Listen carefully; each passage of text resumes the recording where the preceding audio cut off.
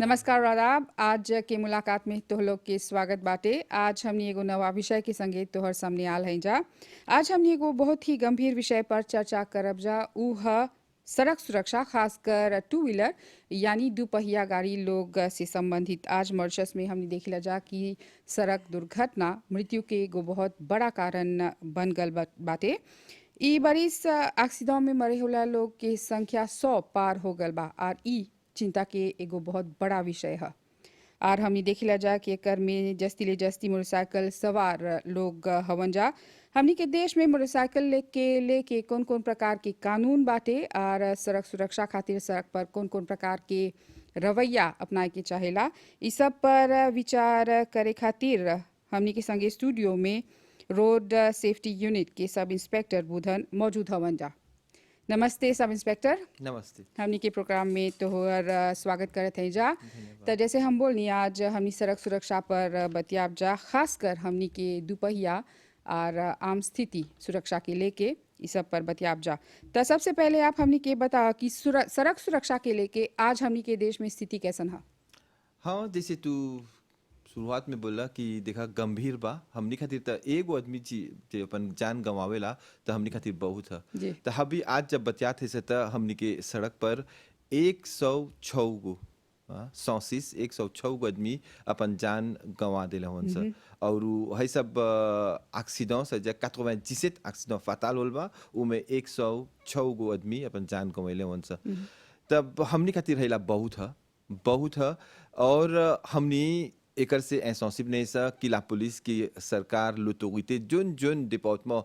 लागूत ओक्यूपे करेला, जोन की जिम्मेदारी है, हमनी सब कोई अपन जेफो conjugué का तैसा संगे जमे है tendance जोन हबी है देखा है पिछले समय में 6 गो आदमी लोग अपन जान गंवेलन सा जी। है tendance मजा कंटिन्यू न होई आगे तो होई। और हमनी जैसे जाइना सा अब त नवंबर दिसंबर है जोन दुगो महीना रगल बा है में औरो आदमी लोग तनी कुन जस्ती केयरफुली हो जालन जी सा जी, सालांत के समारोह ई सब होवेला। एग्जैक्टली तनी जस्ती मजा अथी अपन प्रिकॉशन कमती लेवन सा लोग के ध्यान दूसर चीज पर रहेला। त है दुगो महीना में हमनी खोजत है कि है जोन टेंडेंस लेले बा एक्सीडेंट में ई कमती होई। और जहाँ ले सकब सके हमनी के है ये रिस्पांसिबिलिटी और हमनी के ये l'intention हमनी के ऑब्जेक्टिव है कि कम से कम लोग अपन जान गंवायन सा और सब कोई सुरक्षा से गाड़ी चलायन सा। सब इंस्पेक्टर, जैसे हम बोलनी शुरुआत में औपचारिक आंकड़ा जो हमने देखब जा तो जस्ती ले जस्ती हमनी के मोटरसाइकिल चालक या मोटरसाइकिल पर सवार जे लोग होइला जे एक्सीडेंट करेला जा, उ लोग जस्ती विलनिराब रहेलन जा और जस्ती जना की मौत भी यही से होएला। तो उ लोग खातिर कोनो तरह के कानून विशेष बाटे? हाँ है देखा जब बोला है सिर्फ पर देखा जोन बोले हाँ हम सिर्फ पर आप ये गए ना है जोन 106 जिमुन 106 गो आदमी लोग जोन जान गंवेला मन सा उमे से सकब से बोले आधा 53 उमे जोन लोग मोटरसाइकिल पर हल है 53 में सकब से बोले कि 47 आदमी लोग जोन मोटरसाइकिल चलावत रहलन सा और लेगेस जोन मोटरसाइकिल में पैसेंजर सब बैठा रहलन सा, यानी कि टोटल 53 आधा 50% जोन हमनी के विक्टिम रहल ओ लोग मोटरसाइकिल दोपहिए के गाड़ी से लगन सा। अब बोलबा की मजा जोन कानून स्पेसिफिक है देखा कानून जब सड़क के कानून है वो बस के सब कोई खातिर है। गाड़ी जब चलावत हुआ या मोटरसाइकिल चलावत हुआ कामियों बीस सब सब के कानून एगो जोन बोला स्टैंडर्ड ड्राइविंग उ सब खातिर बनला। स्टैंडर्ड ड्राइविंग बता कि चला सड़क के किनारे रहे के कोते घुस रहे के अपन स्पीड रेस्पेक्टे करे के लालकोल रेस्पेक्टे करे के ओकर लिमिट है सब मजा जेनरल है। मगर अब जब मोटरसाइकिल आकोज ओ लोग के जोन जोन मोटरसाइकिल की स्ट्रिक्चर है तो एकर पर एकादो कानून स्पेसिफिक है जोन सकब से बोले कैसे कि सब कोई जाने ला कि मोटरसाइकिल जब चढ़बा तो चाहेला एगो कास हेलमेट रहे के कास हेलमेट चाहेला अच्छा तरह से बांधल रहे के। मोटरसाइकिल के जोन पैसेंजर है ओकर भी चाहेला ओके कास हेलमेट पहने के और अच्छा से बांधे के। जब मोटरसाइकिल पर रहबा तो चाहेला हाउ जोन हाथ जोन है से हैंडल बार में चाहेला रहे के। जोन आदमी जोन बैठल बा ओकर गोड़ जब वो रखले बा तो एगो फुट गैस ओकर पर चाहेला ओके निमन से दोनों बल पोजे करे के। मोटरसाइकिल में नहीं चाहला एगो से ज्यादा पैसेंजर यानी कि एक ही समय 2 से ज्यादा आदमी नहीं चाहला एगो जो मोटरसाइकिल ले जाता और एगो जो बैठल बा पैसेंजर में। मगर तो कोनो आदमी लोग 3 गो आदमी लेके जाला, कोई 4 गो आदमी लड़का के बीच में लुका जी, के जी। जालन सा। तई सब लोग नहीं जान सा कौन रिस्क लेवत होन सा, कितना रिस्क लेवत होन सा। हाउ जब एगो एक्सीडेंट होला त देखबा कि है जे लड़का के मौत हो जाला या फिर जो जस्मी आदमी रहला ओकर प्रोटेक्शन नहीं है। एगो आदमी काहे काहे खातिर बना सा खाली एगो आदमी चाहेला एगो मुझसे एगो पासा से बस कि ओकर शिक्षा बनावल है ओकर में बैठे के खाली एके गो आदमी के पासासे के प्लास है जब वो बैठल पीछे हौ लासेल पर और उ जोन ओकर मोटरसाइकिल ले जाता ओके पकड़ लेलक निमन से त हाइये लोग के सिक्योरिटी है त हाइये खातिर हाई जोन कानून स्पेसिफिक है कि चाहेला एक के गो पासासे एक ही समय एगो रहे के एगो मुतसित में। एकर अलावा एगो दूसर कानून जोन खाली मुतसित खातिर है से उ फ्लोरेसन देखा बोइना से एगो जैकेट फ्लोरेसन पहने जी। के त हाइला स्पेसिफिक में मोटरसाइकिल लोग खासकर जब रात के समय अंधार में जब चलत होन त उ लोग के चाहेला अपन में अपन अपन अपन मोटरसाइकिल में जब रहलन त चाहेला कि उ पासासे है कि उ अति है जो मुझसे चलावत है ओके चाहेला हाई फ्लोरेसन जोन जाके बहुत इम्पोर्टेंट चाहेला ले जाए के ऐसा इंसान कानून है किसे बोलब कि पास अति मोटरसाइकिल बनावला खाली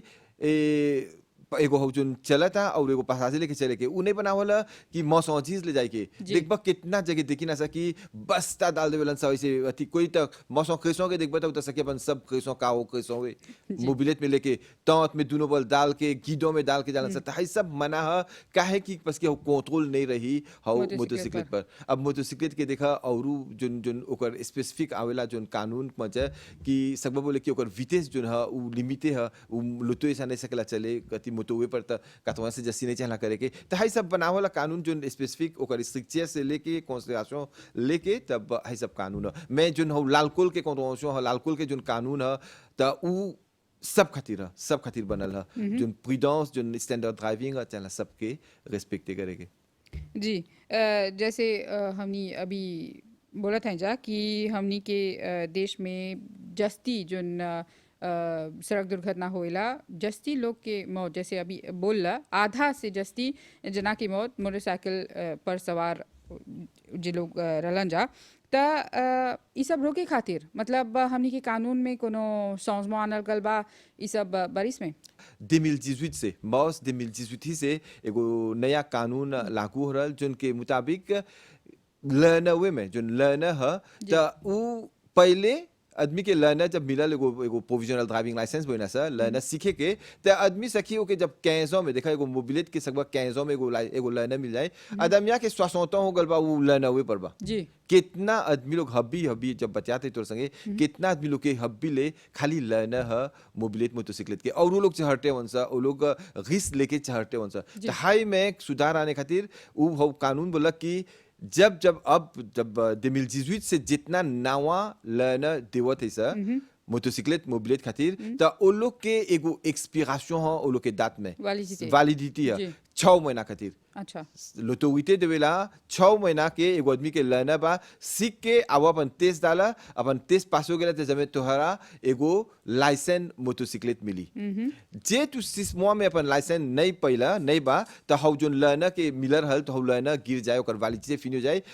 तोहरा पर रे से अपन दिमाग करके एप्लीकेशन करके रे से लर्नर डाले के तो हाई हाई एगो एगो एगो एगो एगो फासों बोला कि आदमी लोग चाहला सीखे के फॉर्मेशन ले के जब लाइसेंस मिली तो लाइसेंस मिली तो अच्छा तरह से सकबा अपन कानून अपन अपन मुझसे चढ़े हाँ ये कानून बोलेला देखा अभी अच्छा बा हमने जना दो अब कि जितना लोग के लर्नर हल 2018 मॉस 2018 से आगे से लर्नर हल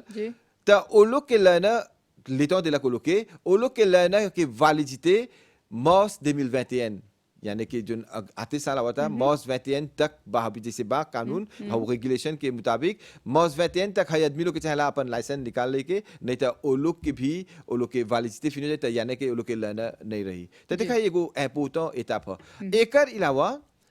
लाइसेंस जो देवत ही सब लाइसेंस मिले के ओकर एताप समझ में होल पहले आवत अलन सब काजेन में अपन ओवाल करके त एक के दिन में अपन एगो कोन डाला तनी सा एगो ऐसे कोन के ऐसे मुड़ के स्लालोम करके मिल जाता लोग के लाइसेंस में हबी नहीं है ये एताप 3 गो एताप डिफरेंट कर ले होन सा लाइसेंस मोटरसाइकिल खातिर पहला तब ओवाल कैसे सब कोई करेला अपन लाइसेंस चला अपन तेस ओवाल ही के दिन आगे एगो आइज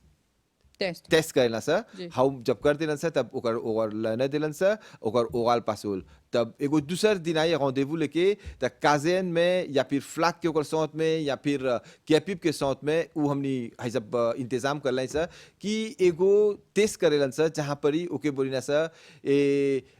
ऑब्जे सब एविटे करे के कैसे हबी कैसे एक्सीडेंट होला से कोनो एगो कुछ हो टकरार जाला होगा। टक्कर हो जाए या। एगो हादसा हो जाए तो हाई सब वो लोग के टेस्टे के ना सर इसकी पागे हो सर हाई सब करे कि सड़क पर हाई खातिर हाउ टेस्ट होला अब ओके बोइना सा 50 किलोमीटर आले rouler के एगो डिस्टेंस 100 मीटर में तब आके हाली से आगे ओके एगो पार्किंग में डाल दे के सिपा एगो एगो ऑब्जे एविटे करे के तो हाई में जब पासे हो गल तो हाइयो पर ओकर लाइसेंस नहीं मिली एकर अलावा अब ओके पर एगो दूसर होते हुए के troisième étape है उ बना सा रोड टेस्ट अब ओके पहला सड़क पर निकलेला त ई सैपिया में करते सभी त आवेला हाउ जोन कौंचिदा ह ओकर में ओके बने से मोटरसाइकिल में चढ़ेला ओके एगो सिस्टम कम्युनिकेशन दे देना से ओकर संगे अब ओकर पीछे देखबा तब ला पुलिस बा ओके हाउ तेस्ते के ना सा अब बने सा तिल मूवमेंट करे के तिल मैनेव करे के जब हाई में भी पास होई तब जाके ओकर फुल लाइसेंस ओके मिली तब जाके उस सड़क पर निकली तो देखा हाई एताप बहुत इम्पोर्टेंट रहल हाई एताप से हमनी जोन कौंचिदा लोग आवता लाइसेंस खातिर जो मोटरसाइकिल चढ़ियन सा तो तेस्ते निमन से करते सा कि वो लोग कापा भवन सा और surtout côté sécurité सकियन सा एक्सीडेंट एविटे करे तो हाई सब सकब से बोले हाई सब changement important जो नालबा ध्यान में ले ले सा कि मोटरसाइकिल लोग के एक्सीडेंट होला ज्यादा और हाई में ध्यान ले के मजा तब हाई सब लालवा में changement से अभी स्पीड लिमिट के लेके थोड़ा चर्चा करला तो मतलब मान ला मोटरवे पर जे हमनी देखिला जा कि मोटरवे पर स्पीड लिमिट 110 किलोमीटर प्रति घंटा है मोटरसाइकिल लोग खातिर कितना है 80 अच्छा तो देखा एगो बोलल जाला नेशनल स्पीड देखा कानून जैसे बनल बा स्पीड पर अच्छा भाई हाई एगो बहुत जरूरी क्वेश्चन पर है ढेर कोई को बोला कंफ्यूजन वो लोग बोलन सा 130 लिखल बा त काहे हमके चला 80 करे के जी। काहे हमके चला 170 करे के काहे हमके चला 60 करे के तो देखा एगो है नेशनल स्पीड पानो रही लिमिटेशन के रही नहीं रही तब मोरिस में नेशनल स्पीड मोटरवे पर या फिर जो मेन रोड है 130 है जी। तो अब जब l'autorité देखी कि चला हाउ विटेस जिम्मे करेगे काहे कि हाउ इंफ्रास्ट्रक्चर जोन बा हाउ सड़क जोन बा même मोटरवे है वो एगो रेजियन रेजिडेंशियल पर पास होता या फिर जहाँ पर बहुत मूवमेंट बा कैसे शहर में पोर्टरी शहर में मोटरवे पास होला तो नहीं सकता 130 हो जा हुले हो दे तो हाउ जा देखबा कि 60 दल है सर तो même ओकर नेशनल स्पीड 130 है तो ओके चला हाउ पानवा रिस्पेक्ट करेगे तो अब आवेला हाई तो सड़क के ओकर स्थिति देख के एक मजा ही पानो जब लिमिटेशन डालन सा एकर अलावा अब हाउ मोटरसाइकिल यानी कि गाड़ी जो चलावत हुआ हाउ चिप गाड़ी ओकर स्थिति देख के ओकर कंसीडरेशन देख के तब एगो स्पीड डालेलन सा ओ लोग खातिर कैसे कि तभी बोलनी सा मोटरसाइकिल तो के ओ लोग के नहीं सकब सा 130 गुलो ही दे त ओ लोग खातिर बनावला ओ लोग के मैक्सिमम स्पीड 80 शुरुआत में हमनी बोला थनी जा कि अभी सालांत के समारोह रही जैसी फेथ होएला जैसी सोची होएला ये सब तो जैसे हमने देखिला जा कि पेट्रोलिंग और अल्कोटेस ये सब बढ़ जाला हमनी के सड़क पर तो हमनी के थोड़ा बतावा कि हमनी के दो पहिया लोग के चालक लोग खातिर भी अल्कोटेस होएला बिल्कुल बिल्कुल देखा हाई तो हमने जैसी सिबले करना सा हब्बी जो सिचुएशन में हो गल बा कि इतना कोई विक्टिम होता मुझसे के तो हमने के कमिश्नर ऑफ पुलिस खास डायरेक्टिव दे बा कि जितना हमने के ऑपरेशन जो हमने के क्रैकडाउन सब बा 2 व्हीलर्स पर या मोटरसाइकिल पर दो पहिए की गाड़ी लोग पर करे के जमे एगो हाउ एगो हाई जो टेंडेंस वाला बच्चा ओके ब्लॉके करे के घटाए के जी, जी। तो देखबा कि हबिये से हमनी के जो पेट्रोल होल बा अदम ये लोग सोके हो जाला काहे इतना मोटरसाइकिल के आगे करते काहे ला पुलिस लोग मजा मोटरसाइकिल के पीछे लगल बा तो हाई सब के एगो स्ट्रैटेजी है और एगो सिग्नल फो है कि विजिब है कि देखबा कि हमनी सड़क पर नहीं बोला कि दूसर मोटरसाइकिल दूसर गाड़ी लोग के नहीं आते सर वो लोग के भी आगे करते सर मैं एगो खास ध्यान देवते सर हाई दो पहिए लोग पर जमे हाउ एक्सीडेंट आगे हुई फिनी हुई तो देखबा कि वो लोग के सिस्टम कंट्रोल वो लोग के जितना वो लोग के जो चला वो लोग के रिस्पांसिबिलिटी है हाई सब देखा वो लोग के मोटरसाइकिल कोई मॉडिफाई करेला या फिर कोई के लालिमिया नहीं रहेला या फिर कोई के फ्लोरेशन नहीं दिलावन सा या फिर कोई जस्ती आदमी लेके जात सा या फिर विटेस वो लोग के गुले होत सा तो हाई सब पर ला पुलिस लोगों को खास ध्यान देके देश के कोना कोना में सब डिवीजन में सकब बोले कि हमनी हई इन दिनों मोटरसाइकिल के एक्सीडेंट कम करे खातिर एगो अटेंशन पर्टिकुलियर जो थे सर और ओकर रिजल्ट मिलता देखा हाउ कौनते एक्सीडेंट जन जन हाउ कौनते कॉन्ट्रोवर्शन में जोन लेवत सर जी हाउ कौनते जोन आदमी लोग के सेंसिबिलिser कर सर खाली कॉन्ट्रोवर्शन नहीं खाली नहीं एक्शन नहीं में सेंसिबिलिser कर सर कि जब मैं एक्सीडेंट कम हुए अभी हाल ही में अभी हाई हाई जब हम तुझ से बचाते थे अभी हाल ही में फ्लैग डिवीजन में ईस्टर्न डिवीजन जो जी, हमने जी, के वो लोग एगो एगो एगो कैंपेन लॉन्च करलन सा एक्सीडेंट बेसे करे खातिर जब मैं देखा कि सब अपन अपन अपन रीजन में एगो एक्सीडेंट बेसे करे खातिर एगो कैंपेन लॉन्च करलन सा वो लोग भी कैंपेन सेंसिबिलिser करत हन सा और कॉन्ट्रोवर्शन लेवत हन सा अभी मिनिस्टर भी देखा नवंबर में वो लोग अपन एगो प्रोविजन कर दिलन सा नवंबर में भी वो लोग भी एगो कैंपेन अनियन सा जब मैं एक्सीडेंट कम करे खातिर तो देखा कि l'autorité जो है कि मिनिस्टर है कि ला पुलिस है सब कोई अपन रिस्पांसिबिलिटी लेवत हन सा और सब कोई अपन प्रोविजन कर ले हन सा अपन प्लानिंग कर ले हन सा कि जो है 1 महीना 2 महीना रगल बा नवंबर दिसंबर हाई पर हमनी लागूत पर जस्ती प्रेजेंट रह सा दैया हमनी के जो ऑपरेशन ओडवे निकलेला जी सीपी के डायरेक्टिव पर कि बोला मैक्सिमम से मैक्सिमम पर्सनल लोग के सड़क पर आई के ढेर कोई जो बीरो काम करेला वो लोग के काम ऐसा रियाजिस्ते कहीं ना सर कि बीरो भी काम करेलन सर मैं भी सीमा में भी निकल सड़क पर जब मैं हाउ प्रेजेंस ला पुलिस ज्यादा कहीं ना सर आदमी लोग के चला फील हुई के सोची हुई के कि हाँ हर एक ला पुलिस मीन बिजनेस बा करता और जो हमने के स्ट्रैटेजी है कहाँ पर ही कौन ऑपरेशन करे के देखा लाल कुलतेस के ओकर हमने के स्ट्रैटेजी सब बोले नहीं मतलब कि छुपाई ना सनई कोनो ले जा फ्लिक में एगो टीम लाल कुलतेस करता जी हाउ वीकेंड में तो हमने जब कुमौसे गए ना सहता 3 बजे से शाम के 3 बजे से जी तो एगो लेकी पावेला 3 बजे से 11 बजे एगो लेकी पावेला 10 बजे रात से 4 बजे फजीर एगो दूसरा लेकी पावेला 3 बजे फजीर से जाके हमने 11 बजे दिन ले खाली हम वीजे के ना सर जिन लोग पी के लोग पहुंचा करत हन सा जी या जी फिर स्पीडिंग करत हन सा और ओकर गसीता बोला कि तो है ये वीकेंड के खाली जोन अभी गल है खाली रोड सेफ्टी यूनिट 12 गो लाल कुलतेस करनी सर 12 गो आदमी के हमनी सकब से बोले कि वो लोग के बचाई नहीं सर सकतन से लोग जाके कहूँ खासे कर दे जी या फिर कोई के दूसर से मार दे और तब वो लोग के आगते करके स्टाशों में बंद करनी सर तब जब मैं वो लोग के जब से वो लोग के लालकुल कम होल तब निकलन सर हाई सब स्ट्रैटेजी हाई सब जो हमने के कैंपेन एनफोर्समेंट है या फिर सेंसिबिलिजेशन है ई कंटिन्यूला और है जो नवंबर दिसंबर के महीना हुआ था एक दौरान ई जस्ती हमने renforcer करब सर हमने के प्रेजेंस जस्ती सौची करब सर सड़क पर सब इंस्पेक्टर हमने देखी लजा कि हमने के नौजवान लोग काफ़ी ट्रेंड आने लजा फाइन ट्यूनिंग करे लजा वो लोग के मोटरसाइकिल ई सब के त रेजी देने से हमनी के एगो सवाल रहल हमनी के सहयोगी लोग के कि जोन लिशापमा रहेला और बहुत उ लोग फाइन ट्यूनिंग करके ओकरा ऐसन बनावेला जा कि जैसी शोर करी जैसी तापास करी त एकर लेके कोनो रेगुलेशन बा देखा बहुत हैला तो अच्छा एगो रियलिटी है नहीं चला छुपाई के मोडिफिकेशन भी ना सके जी हाउ जो लेसाप में हो वो लोग मोडिफिए करेलन सर वो लोग के प्लेसिए हमको हाउ जिनेस लोग के जो ना जे जब जालन से तक मजा वो लोग के पीछे चला हाउ तपाज रहेगी जी तो ये तब बिल्कुल अच्छा बात नहीं है और हमनी भी ये कर सकते हैं कुछ सहमत नहीं सर जितना हमनी जो है जब मोडिफिकेशन जो कर ले रहन सर तो एक लामान भी हाँ लामान जैसा हाँ फिक्स पेनाल्टी देना सर जी मैं सोचा बहुत कोई क्या कहते कहना सर तो जब देखी ना सर जब मोटरसाइकिल लेके से तू जब सिस्टमैटिक चेक कहना सर तो जितना भी लेसाप में मोडिफाई तुरंत वो लोग के मजा हमनी वो लोग के कॉन्ट्रोवर्शन लेना सर लाकू भी कहना सर या फिर एंटिया के भी कहना सर जब मैं वो लोग के फिटनेस जो मोटरसाइकिल था वो लोग के फिटनेस जब मैं रेस छीन के रेस जो मोडिफाई कर सर वो लोग समझ में करियन सर कोई भी कि एंटिया के इंस्पेक्टर लोग आवेला वो लोग के ऑफिसियल लोग आवेला हमनी रहना सर मिनिस्टर l'environnement लोग आवेला तो हमनी कॉन्शियस है सर हाई प्रॉब्लम से देखा तो हर सहयोगी के सब बोले हमने पर कोंते करेंगे कि मजा जहाँ जहाँ पर ये प्रॉब्लम होला जब भी हमने जब अपन उपयासों कहना सर तेकर में एगो खास ध्यान देना सर और वो आदमी लोग के सेंसिबिलिटी भी कहना सर कि देखा सब कोई नहीं करेला है याद करिए जी देखा जी हमने के सड़क पर 530,000 मशीन से ज्यादा बा अभी अच्छा हाँ अब एकड़ में presque 250,000 presque आधा से कब से बोले कि है दिलागू लोग हैं जी अभी एक साथ साथ अभी अब होती है साइकिल इलेक्ट्रिक साइकिल ये लोग भी आके अब मोबिलिट के कोंत में हो गल सा वो लोग भी जी। आके एगो 12,000 15,000 लेवन सा जोन देसा वो लोग भी इमे लेवत होन सा तस देख सकब सब बोले कि सब कोई से निकला में जो निकात को जोन के कपार तनी कुन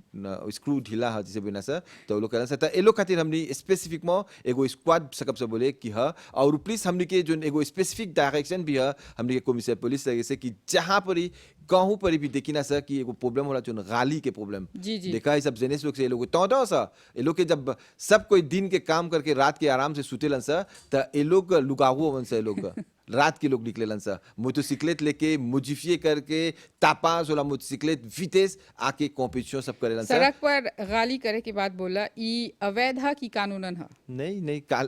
जोन गाली करबा चाहला कमिश्नर पुलिस से ऑटोराइजेशन लेके अब जी। जब गाली करत हुआ तो ओकर प्लस स्पेसिफिक है सड़क बंद करके वो लोग के गाली के हमनी परमिशन देना सा लेकिन निकोलिये में होला या फिर पहले हो अति पर तमागे पर होटल या फिर देखबा एगो प्लस कैसे अति के है अंजलि स्टेडियम के ओकर पार्किंग में एकर है सब जहां पर इससे की दे parce que वो लोग जो वितेस हुलो ना लोग नहीं सके से दूसरा मशीन लोग से नहीं चले मैं वो लोग इलेगाल गाली इलेगाल जब करन सा रात में निकलन सा तो अब मोटोवे पर या फिर जहां पर सीमा सीधा है तो वो लोग जैसे निकलन सा जहां पर हमनी के एक मजा दूध मिलेला या फिर हमनी के जो पाट्रोल पुलिस है रात में जैसे लौकेला तो हमनी के ओप्सरूम जना देवलन सा तो ओप्सरूम और प्लस हमनी के लेकिन लोग ह जहां जहां पर स्टैंड बाय रहलन सा या फिर जहां पर काम करते वो लोग सब के एक ही समय एक जगह बुला के वो लोग के हमनी आगे टेके ना सा और सॉन्क्शन लेना सा हमनी के सड़क पर जो आम मोटरसाइकिल रहेला ओकर अलावा इलेक्ट्रिक जैसे अभी बोला इलेक्ट्रिक मोटरसाइकिल या साइकिल भी बाटे ओ लोग के चलाए होला लोग खातिर हेलमेट पहन के या कास्क पहने के जरूरी बाटे? देखा आगे जब इलेक्ट्रिक साइकिल गते गते आवे लग रहल तो देख नहीं सकी वो लोग ऑफे मैम बाइसिकल है मैं सुमा वो लोग के जो वितेस चले लगलन सा वो लोग के भी एगो दौजे होई लगलन सा जी। तब लोटोगिते लोग ओकर में एगो कानून अनलन सा कि इलेक्ट्रिक साइकिल लोग के एगो सेटन वो लोग के जो कैपेसिटी से तब वो लोग मोबिलेट के कोंत में चलेलन सा अच्छा। लालवा में सुधार आल तब बोलन सा कि अब ये लोग के चला मोबिलेट के गंती में चलाएगी तो सुलमा ओकर मजा ओके एनफोर्समेंट करे के तनी लेतो लगे बस देजा है सब कैसे बोलने को 12,000 से ज्यादा इलेक्ट्रिक साइकिल लोग जी। देजा लागूत में रहलन सा त अब वो लोग के हमनी प्रोविजन करनी सा कि वो लोग अयन सा एंटिया अपन मशीन औसे करें सा मोबिलिटी सा वो लोग के प्लाक इमार्टिकुलेशन वो लोग के रजिस्ट्रेशन प्लेट दियन सा और तब हाई सब एनफोर्समेंट सब करे था हाउवे लेपोक मालेरोजमा कोविड के प्रॉब्लम चलाल हाउ लेपोक से जब एंटिया एगो शेड्यूल सब कर दिल रहल कि कब अयन से तब रे से काम करत सब में जैसे वो लोग औसरे हो जियन सा त वो लोग के जो कानून हमनी एनफोर्स करे सब मैं ई नहीं बोलेला कि वो लोग के चाहेला अपन मन मौची करे के जैसे खोजत हो तो चाहेला देखेगे कि लालवा बा खाली एनफोर्समेंट में भी तनिको नेगो लेतो लेवता मैं समझ चाहेला वो लोग के अपन प्रिकॉशन पागे लेके काहे के वो लोग भी अब एगो मोटर व्हीकल के लालवा पर मोटर व्हीकल के कैटेगरी में उनसा और ये लोग के भी चाहला कैसे मोबिलिटी के चाहला खास हेलमेट पहने के लासिरेंस रहे के फ्लोरेसेंट पहने के त हाई सब चाहला वो लोग के ओबे करे अपना के त अभी हमनी ई प्रोग्राम के आखिर में चलाई जा आखिर में हमनी के बताया कि हमनी के नौजवान लोग खातिर तो